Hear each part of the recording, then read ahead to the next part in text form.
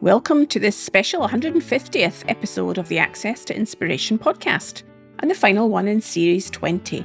I'm your host, Sue Stockdale, and today I'm excited to be joined by someone whose impact on the natural world is nothing short of extraordinary. Kris Tompkins is the former CEO of Patagonia, the clothing company, and for the past 30 years, she's been at the heart of one of the world's most ambitious conservation and rewilding efforts.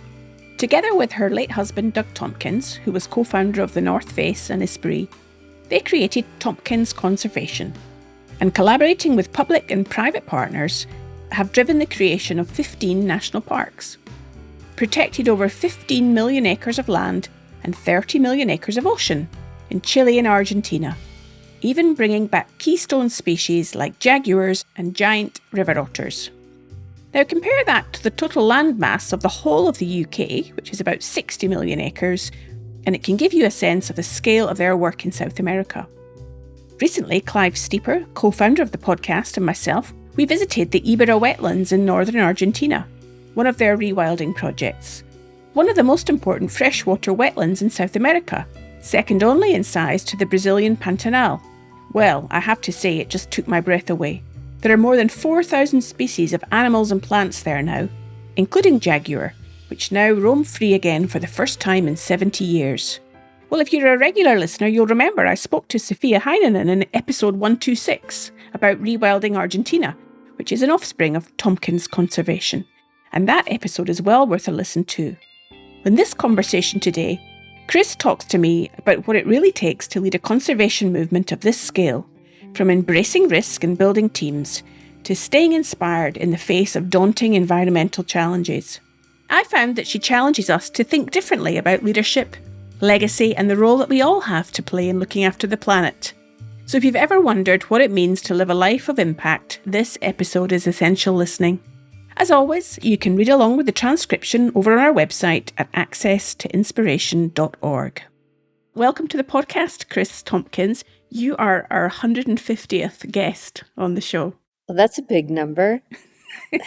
Well, we've been at it for a few years now, so we thought we'd have a fantastic guest for this episode, and it's a privilege to speak to you. Oh, that's very kind of you. What I'd love to discover, Kris, is the visionary element of what has helped to make all of the successes that Tompkins Conservation has had over the years, and understand how that has happened. So when in your life did nature shape what you're doing now?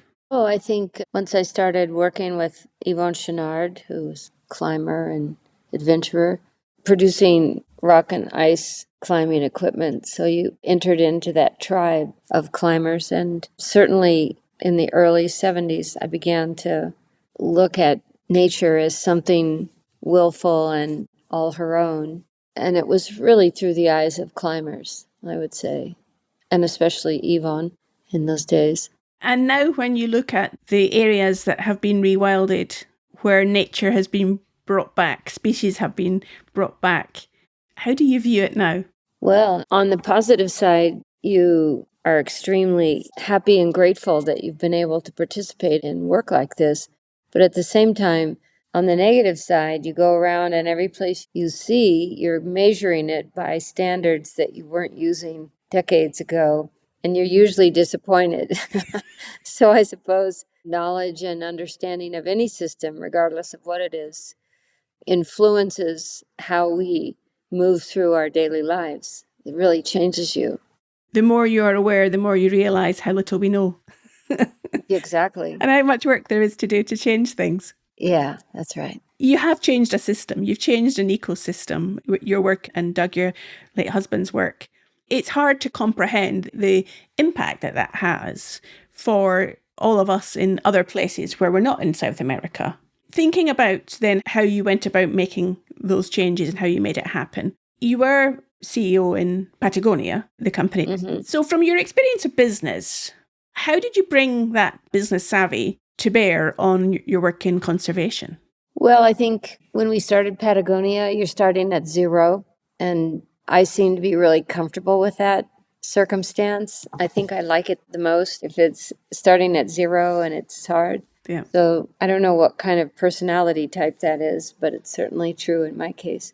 And I think you seek out the people whom you think are the best at the kind of things that you want to take on. You split things up. First of all, you don't set out doing everything that we've been fortunate enough to accomplish from the outset. Most long-term plans are organic. You start out generally because something opportunistic took place, and you instinctively, sometimes not knowingly, decide to move. Well, let's buy this first 50,000 acres. And then it kind of grows from there. So it's not as though, in terms of conservation, we figured, well, let's go get 20 million acres of land and rewild it all and give it back to the countries.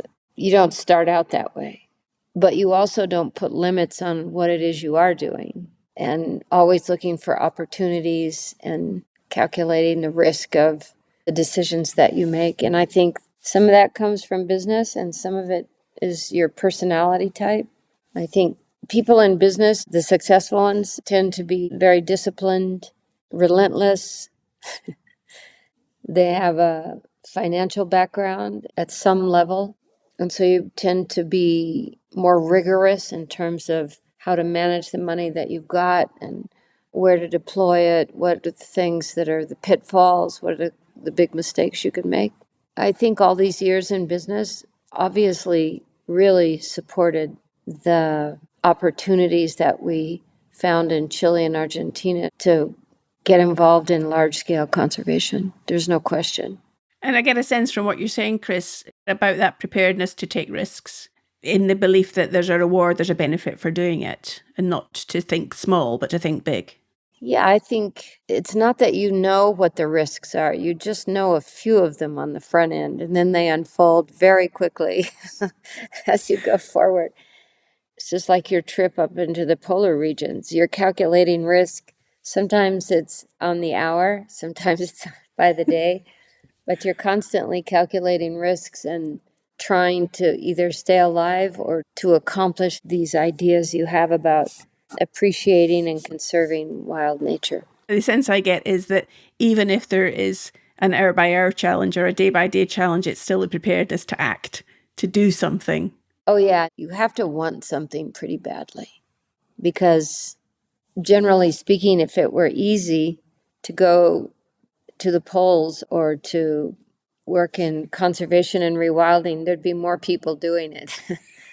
So there's an inherent block-busting set of breaks that you have to decide that you're willing to overcome those things, or you're going to try anyway. You're not always successful. I guess it's about the willingness to try and potentially fail than not to have tried at all. Yeah, absolutely true.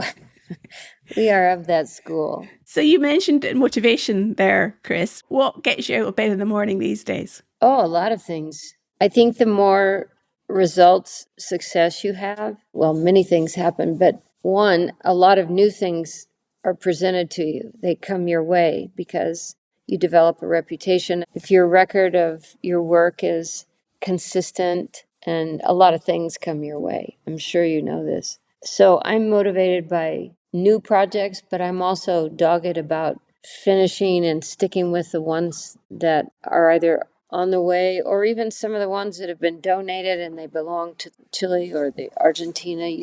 They're like gum on your shoe. It's never really over. So you're always in a state of looking back over your shoulder and checking on everybody you've already passed along to the governments, and you're working on current projects that are taking some form of the kinds of things you've been doing for 30 years. And then in parallel to that, you're always looking at new opportunities and deciding, yes, no, let's go for it, let's pass. So you're always working in those three dimensions in parallel. From what you said so far, is that pioneering opportunity, what's still yet to be done, yet to be accomplished, perhaps holds more of a degree of energy for you than the other two?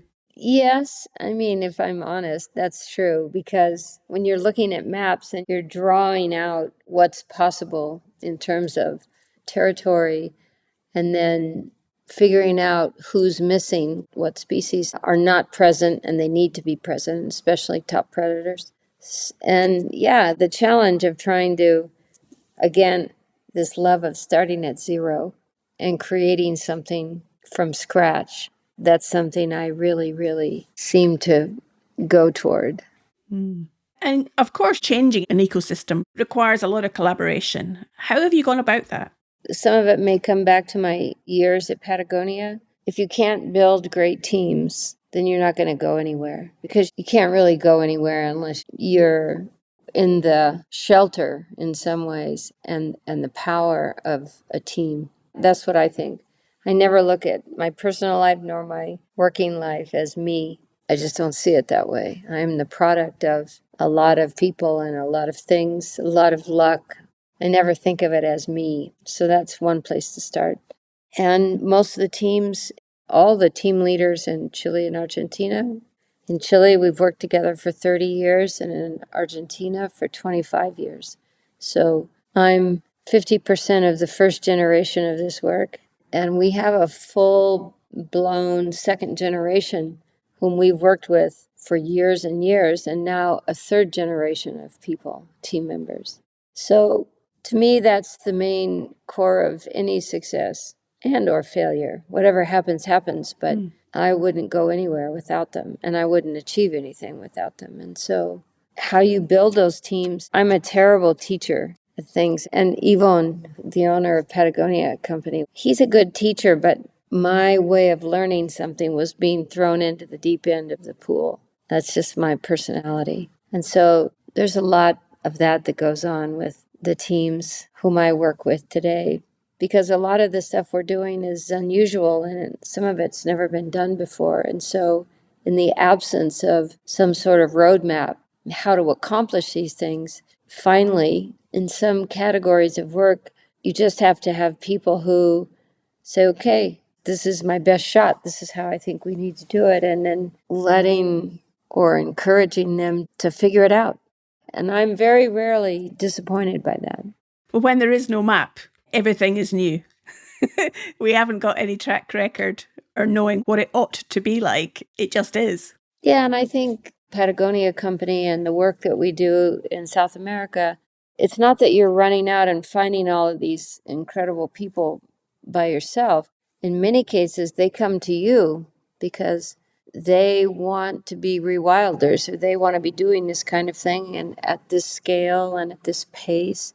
And so they come to you, and this certainly happened and still does. People like the ethos of the business, and we still get people who they just want to be part of that, part of something that's doing things a little differently. So this makes our work much easier. We have tremendous people joining these teams because they want in. What's better than that? And anyway, I'm terrible at interviewing people and trying to decide. They don't even let me interview people anymore because I'm so bad at it.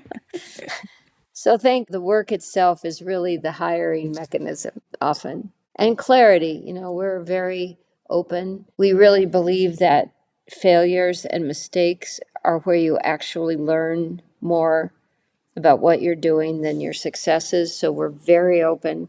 If one of us makes a mistake, we'll be the ones to say, look, I tried this, it's a complete failure. I don't know if the idea is bad or my execution on it was bad, but something really went sideways. And that really breeds a different kind of team. You don't applaud mistakes and failures, but you know that that's where the school of hard knocks is truly a school. Put it that way. And given our podcast is called Access to Inspiration, I'm wondering what role inspiration plays. I think inspiration can be born out of grief. It can be born out in grief in this sense.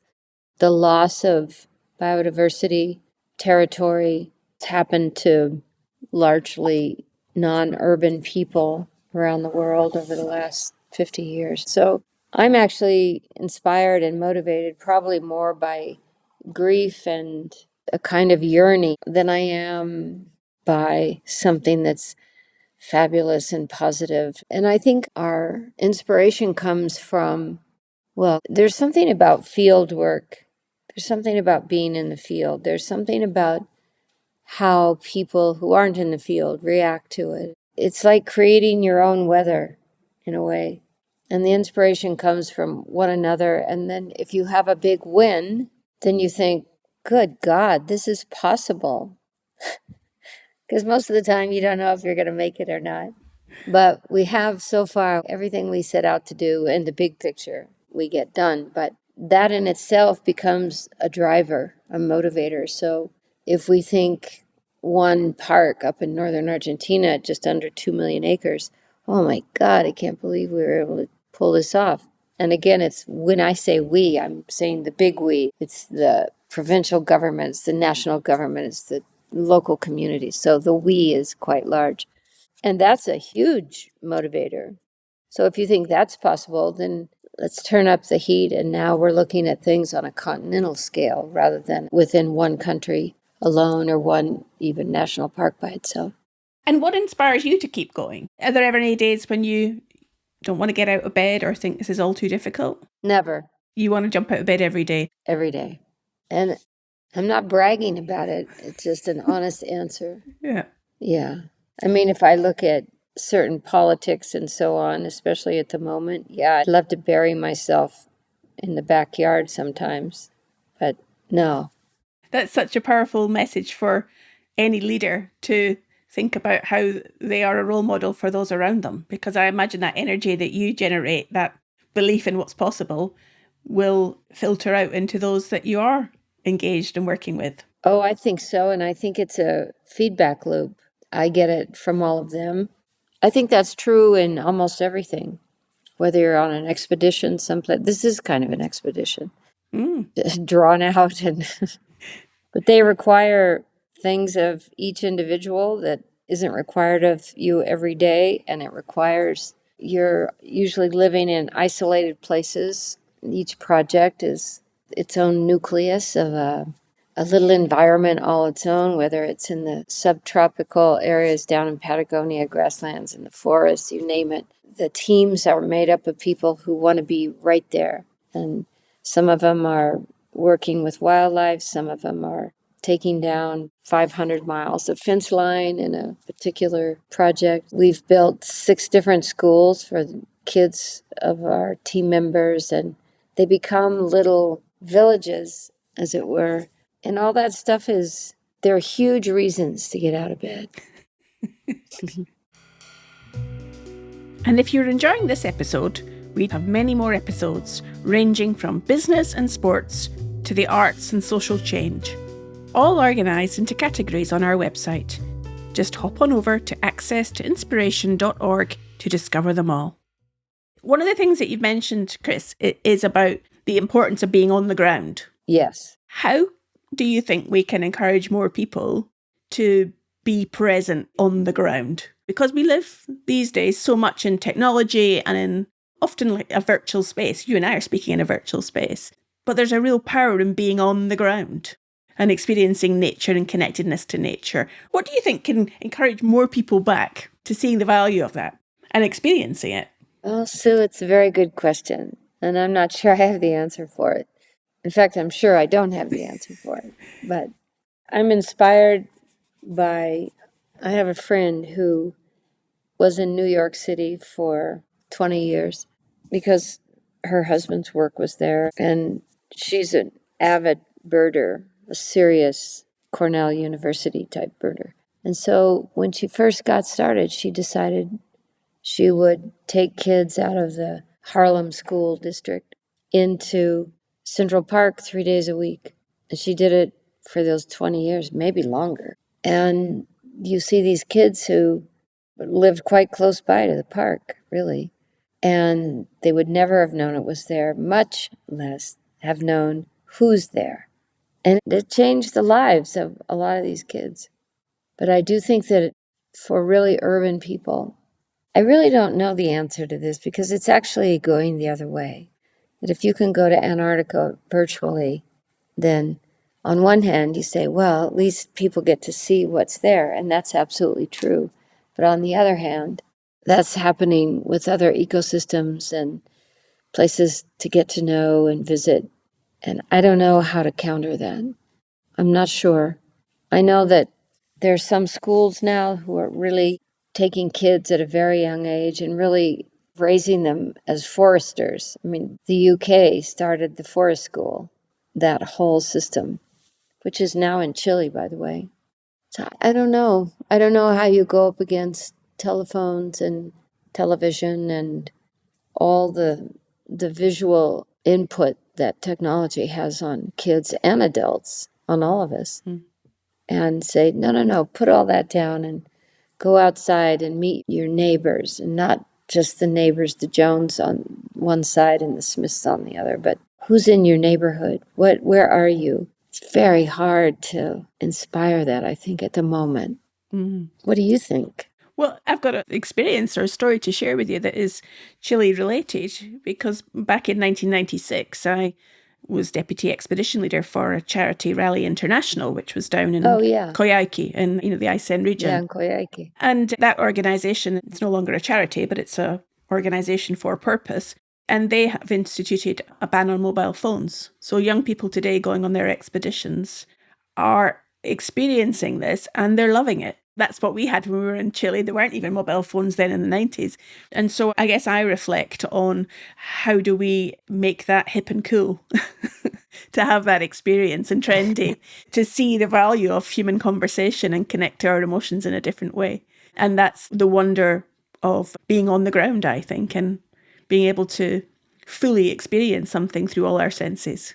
Yeah, I agree with you. That's the reason why anything we've been able to acquire, we donate them back to the state. So their reason for being, besides restoring the landscape and whatever else may be going on, is to make sure that they are places where all are welcome, because we believe in what you're saying, that kids and adults need to get outside. You can't fall in love with something you don't know. And I like people being miserable in the national parks, and those are the days we remember. The days you were freezing, or the days you thought you'd never arrive to wherever you were headed. Those kinds of things are the real experiences that form us, if we're lucky. And are the things we look back on with our photograph album or our memories and recall those days where we probably would describe it as feeling alive. Yeah, that's right. I would agree with that. So I don't know. I think it's a tough question right now. And I think you can't look at kids in the absence of their parents, and in the absence of where they go to school, and in the absence of sports and everything else. And the understanding of the importance in nature in our schooling, in our education, is long gone. Even when we were growing up, I mean, our parents didn't think about it. Yeah, it's a tough question. It's easier to describe when you're talking about just restoring natural ecosystems and trying to develop fully functional ecosystems, because that we can do. We know we can do that, and we do it every day. But the social questions, I kind of despair over. So just to take the question of technology, which we've been touching on in our last point there, Kris, and thinking about how it does help in the conservation work, in the rewilding, what examples might you have to share with us about how it's being used? Well, in terms of the territory, of course, all the satellite mapping that's been done, and now it's becoming ever more accurate, and you could see individual trees today. So before we donate any land back to the countries, we zone the gift. That is to say, what areas are to remain untrammeled by anybody, usually because they're a species recuperating or something like that. What are the areas which can hold heavier visitor impact and all those things?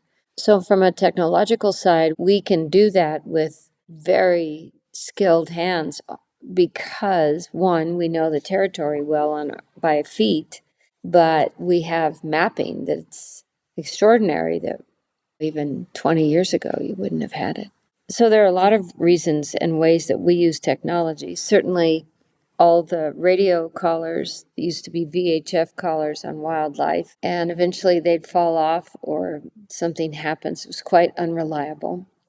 And especially when you're working with top predators like jaguars and And the others, you need to know where those individuals are. If you're releasing them back into the system for the first time in 70 years. So that's all the satellite callers, all that stuff. It's made a huge difference in not only making it possible that some species comes back when there's a sense of high potential conflict, but also the success of their reintroduction weighs heavily with the satellite and the technology that we use in that sense.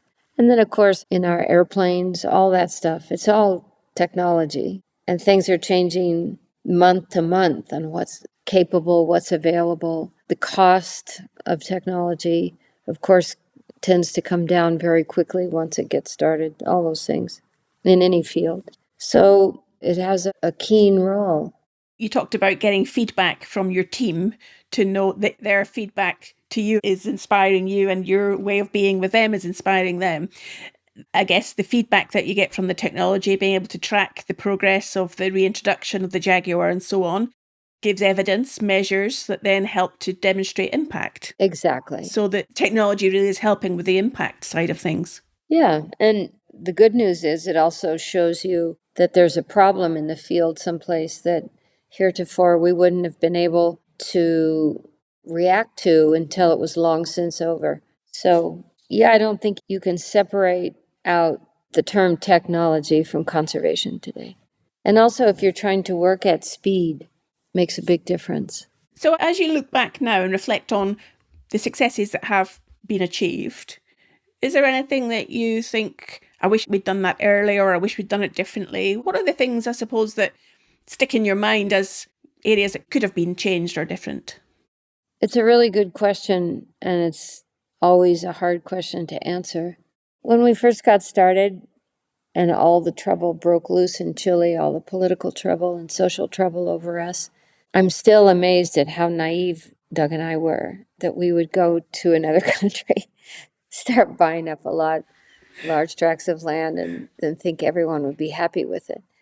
Do I regret that naivete? Yes, I do. Because how I look at how everything exploded for nearly 5 years, which was quite serious. Could it have been avoided? Probably not. But had we understood that taking a new idea, especially working at such a large scale so fast, that there would be a serious pushback. I wish we had not been so naive about that. No, I don't have many regrets. I wish we could do more, and I wish we could go faster, but to people looking in from the outside, that might surprise people. But the rate at which landscapes and seascapes and species are disappearing require that we figure out how to move faster and do more in the same number of months a year. I don't have many regrets. No. I think we've been really fortunate. Have we made a lot of mistakes? Of course we have. But again, I think that we learn more from our mistakes than we do from our successes. So as hard as I am on myself and everybody else, I know that each of those mistakes is like going back to school. And you're a lifelong learner. Going back to school with a switch. So you talk about wanting to move faster and make more impact. Yes. What could our listener that isn't based in South America, has a passion for rewilding, wants to do their bit for conservation, what could they learn or take from your experience and apply in their own part of the world? Do you know what I think? I think the number one thing is people have to decide that they want to participate in something more than what they currently have in their daily life. That they see what's going on in the outside world and they want to do something. And that's a decision. And that's probably the most difficult step of all. Just deciding that every day, whatever it is, you're going to do something that changes your local village, whatever it is, whatever scale. And most people are kind of stuck on how to do that. So one of the things for people to think about is ask yourself, what are you really good at? What can you do? Whether you're 12 years old, maybe it's just energy. Maybe it's a love of squirrels. I don't know. Doesn't have to be much. And if you're an adult, what are you really good at? Are you an accountant? Are you a caregiver? Because in every community, regardless of where it is, the size it is, there are people working for nature who need what you're good at. I promise them. It's the willfulness that people get stuck on. It's the willing to abdicate your future. And I hope that your listeners just think about that. And especially in the UK, remember King Edward. Nobody's ever going to forget. That was one abdication. Now we have billions of us who are abdicating our futures. That's an action. That's an active term. And people don't want to feel like that. They don't want to feel like they're just rolling over and whatever happens to them happens, especially when it comes to nature and the things that they inherently, instinctively understand about where we come from, what we depend on. Even if you, through modernity, have been separated from those ancient feelings, we know nobody wants to abdicate their future, much less the future of their children and grandchildren and your dogs and your horses or whoever it is. But there's a price to pay in our daily lives to get out of this conundrum that we're in, that we're not acting. And it can be the smallest chore, but it will become the biggest thing in your life. That small chore, it starts as a small chore. But I think people need to think about, why are we letting our future go? And the excuse that, well, I'm just one person. Well, we're all just one person. But that's the weakest, nonsensical excuse there is. I'm one person. It does matter. And what matters now, for all the people out there who aren't doing anything for the things that they love, then, we kind of deserve what we get.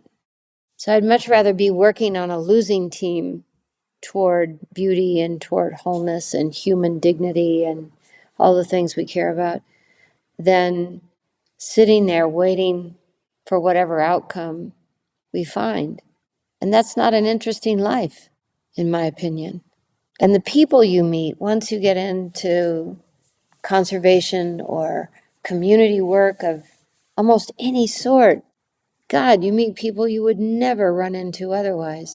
And what do you have in common? You have this sense that, no, I'm not going to abdicate the future. What have I been thinking? And that's a huge bond among people. And it's not a sacrifice.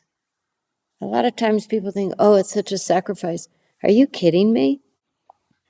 It's fun, for one. And the other side is lethal.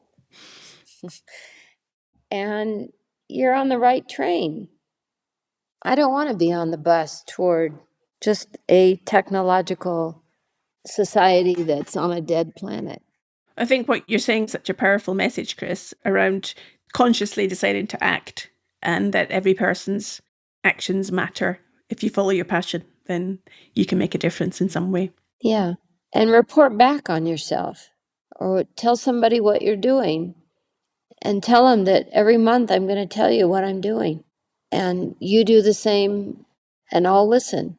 What are you doing? And there will be not one person who says, oh, Christ, this is a bag of beans. I'm going to go back to just looking at my Instagram. You can always look at your Instagram. You're reinforcing one of the things that we have done since we started out this podcast is we've published 2 impact reports to answer that exact question that you have just shared there or reflected upon is, are we making a difference? So let's hold ourselves to account and just see. We didn't know what the answer would be. And thankfully, we realize we are making an impact, which gives us more motivation to do more of it. Yeah, because then the day after you get going, you can ask yourself, because the change, the click, is the moment you decided to do what you and your team are doing. And from that day forward, it'll never be as bad as it was just that minute before you said, okay, we're going to do this. That's an impact. And it's only going in one direction. It's going up. I just don't see any downside to sitting on our hands. I think that's what you've shared with us and reflected upon today, Kris, wonderfully, is everybody needs a purpose. Yeah. And the way we can see that purpose materializing is by taking action, small steps, getting out of bed, making the decision to change. And I think people listening, they're going to say, well, I really don't know what to do. Okay, fair enough. Get some help. Call somebody up. Call up a local organization. It's a trust. It's a land trust. It's somebody who wants to save the red squirrel. You name it. And say, look, I have no particular skills, or I have lots of skills, but I have no idea what to do. I want to work towards something for you. What do you have that I should be doing? It's asking for help, to help. I think that's how most people get going. Well, it's certainly been wonderful to speak to you today, Kris. Of all your life's experiences and the journey that you've had, what's the one thing that you hold in your mind that's always a touchstone that you come back to? How tiny I am. In this big world.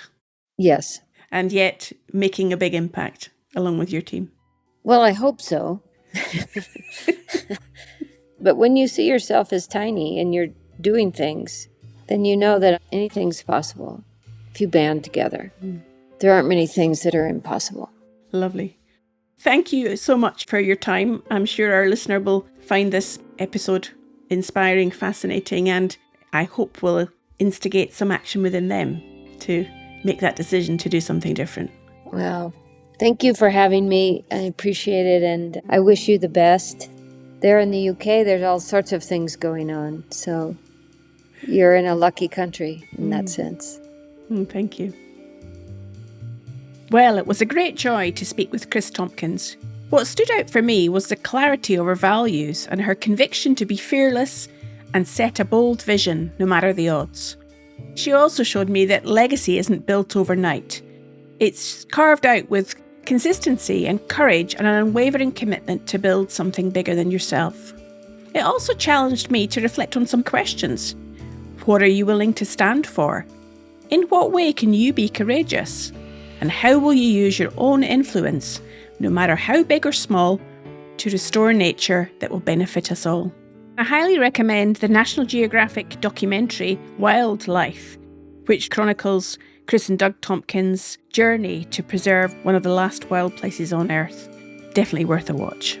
And we've put lots of links on the show notes for you to find Tompkins Conservation, Rewilding Argentina, Rewilding Chile, and as I mentioned at the start, you might also want to listen to episode 126, the episode with Sophia Heinonen on Rewilding Argentina and beyond. Thank you for joining me on this 150th episode. And if Kris Tompkins' story inspired you, please share it with a few friends that might enjoy it. And leave us a review on the platform that you're listening to this podcast on. It really does help us to find new listeners who can enjoy this episode.